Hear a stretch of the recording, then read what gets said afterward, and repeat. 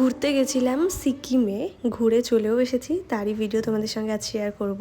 আমাদের ট্রেন ছিল 17 তারিখ দার্জিলিং মেল। তো অফিস থেকে ডাইরেক্টলি অফিস কমপ্লিট করে চলে এসেছি শিয়ালদা স্টেশনে ট্রেনে ওঠার জন্য।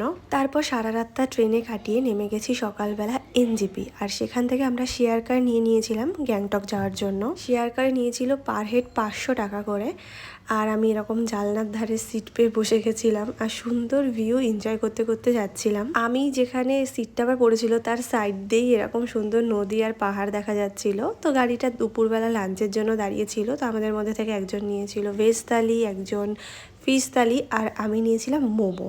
পাহাড়ে গিয়ে ফার্স্ট মোমো আমি পরের দিন মানে 18 তারিখেই খেয়েছিলাম। আর আমি একটা জিনিস দেখলাম জানো তো, ওখানে চিকেন মোমো কিন্তু বেশি পাওয়া যায় না, সব জায়গাতেই ভেজ মোমো। তো মোমো দিয়ে আমি লাঞ্চটা সেরে আবার গাড়িতে উঠেছিলাম। আর এই দেখো পৌঁছে গেছি সিকিম। চলো দেখা হচ্ছে পরের ভিডিওতে। এখন